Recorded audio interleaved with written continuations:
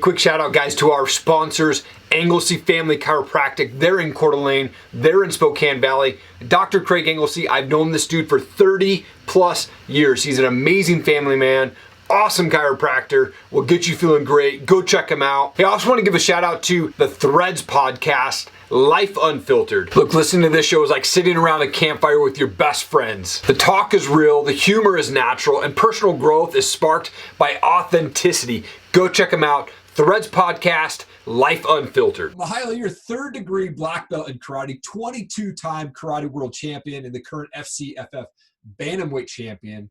Thank you so much for taking time. I appreciate it. Yeah, thank you. I like to kind of kick things off from the beginning. What was childhood like for you? Where did you grow up? I grew up in Battleground, and I actually started martial arts in Battleground. When I was a little kid, I was 4, and my parents threw me into the only local martial arts school that they had in town just because they wanted me to learn self-defense. Okay. When I was a kid. They didn't know I was going to get wrapped up into competition and wanting to do sport karate. They were hoping it would just be that self-defense, grow up in it, hopefully have it be natural enough that if something did happen, I'm okay. Yeah. Then I went to my first tournament probably within the first 6 months that I started, and I was 4, and I was just sucked in from there and haven't quit since. So how did you transition to MMA, and who kind of inspired you to do that? That transition was definitely different because I thought about kickboxing. I ended up doing one kickboxing fight last, or maybe 2 years ago, up in Tacoma. It might have been a year ago. Just that sport karate. I mean, I watched all my friends leave. I mean, I have some friends who do MMA right now, like Hope Chase, who's in Invicta. I competed with her sister, Bridget Chase, who also fights, all growing up. And then I have some other friends in California or the Northcuts watching Sage go and do what he did. I mean, you see the transition from sport karate into MMA, and it was just kind of like, what's next? Right. Like, is kickboxing next? But MMA is more pertinent in our area, especially with FCFF. Yeah. So I approached my coach and I'm like, hey, so what do you think about me doing MMA? Like, how do you think we can transition into this? And he was, as long as I was all in, he was all in with me. Okay. Come on. That's awesome. Well, I mean, you fought and beat 2 really tough ladies that have both been on my show, Jenna Williams and Jordan Quinoa. Obviously, this COVID has put a damper in events there, but what's next for you? What do you have coming up?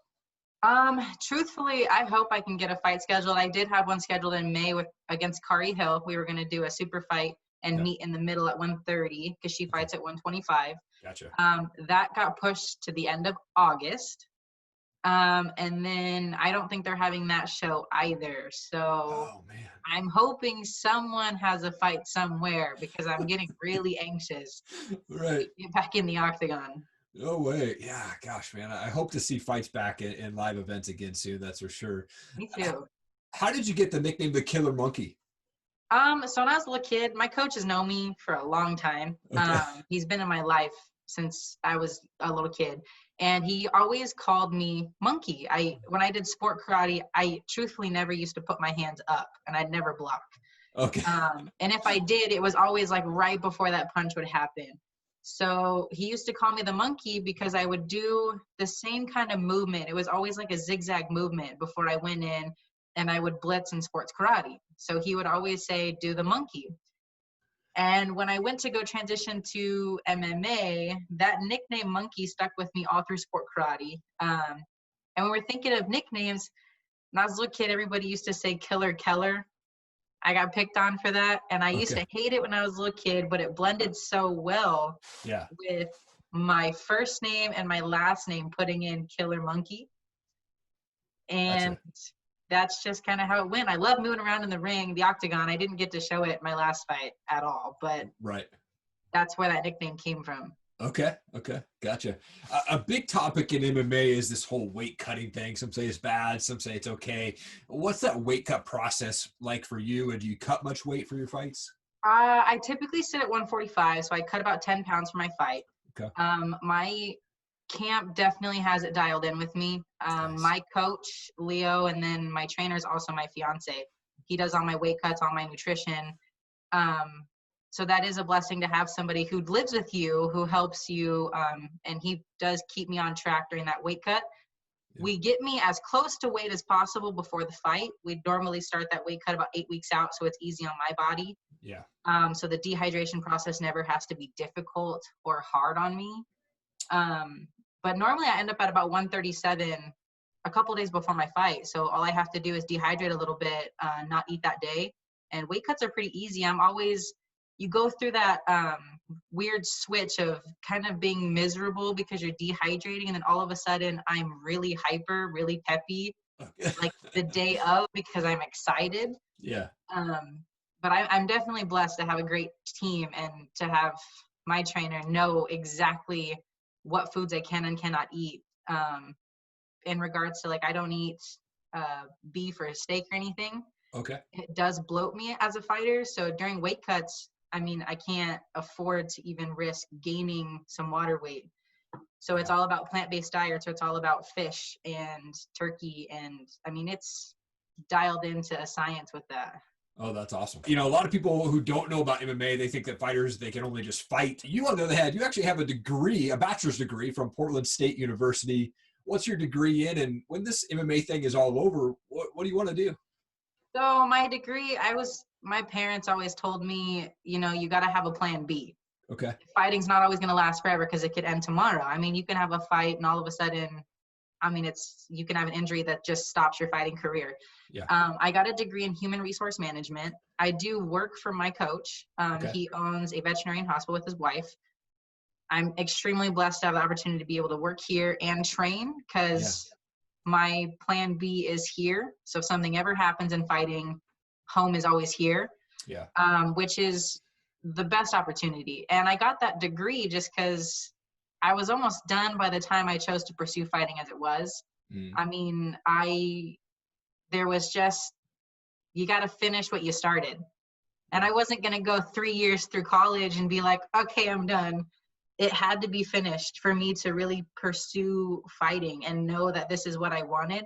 Yep. Because I mean, it was an added stress, having homework and working full time and training full time. I mean, to juggle all of those, I was like, okay, so what's next? Yeah. Like, let's finish school, really pursue fighting, and this is exactly what I want to do, where I'm supposed to be, and ready for that challenge. Come on. That's awesome. For any female out there that's wanting to maybe on the edge of get into MMA or start training MMA, you're obviously an inspiration. You've been doing this for so long, world champion there. You know, what would you say to them? If anybody's going to get into it, dive in with both feet. It's a blast. If you don't want to compete, you don't have to. It's great for self-defense. It's great for confidence building. I mean, you build great relationships. Martial arts is family oriented for sure. It's not about you do fight as a single fighter in that octagon or in that ring, but you always have a support system, whether that's your teammates, your entire camp, your coach. You always have a support system. You have that backbone. And that's the best part about it is you get to learn so much from fighting and you build so much confidence from it. I get to watch my students that I teach that are 4 years old that come in extremely shy and break out of their shell. And it is the best thing in the world to see. Yeah. I want to do a transition to some fun questions here. I've got these things, they're called pod decks. Essentially, they're just random questions. So I'll pull one out. Hopefully it's not a flop. We'll see how it goes.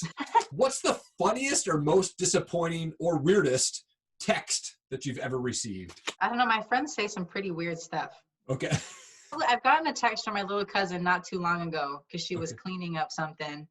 And I love her. I teach her and I love her to death. But she texted me because she was cleaning the garden and I was at work and I was doing interviews with my boss. And I happened to look over at my phone and she said she was cleaning up outside and she stepped in dog poop and that it was stuck on her shoe. And it's probably the only one I can think of, but it's because I was in the middle of an interview and I processed that so fast that I busted out laughing in the middle of an interview we were doing because I couldn't help it. Right. Perfect timing. Yeah. I was like, well, I'm sorry, kiddo. Yeah. Well, you have 2 dogs. What's your dog's names and what kind of dogs are they? I have a dog named Ella. She is a pit lab mix. Okay. She is a big bundle of energy and I love her to death.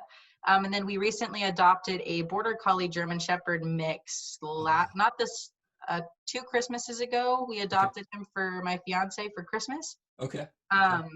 He's really mellow. He's the opposite of my other dog, Ella. They're Okay. great running buddies, but they're completely opposites. If they're at home, Evan wants to just lay on the ground and do absolutely nothing, and Ella wants to run up and down the hallway or go outside and do anything other than be inside. Gotcha. Okay. It looks like you like to travel a lot. What's a bucket list travel destination for you? I would love to go to Spain. I don't know why.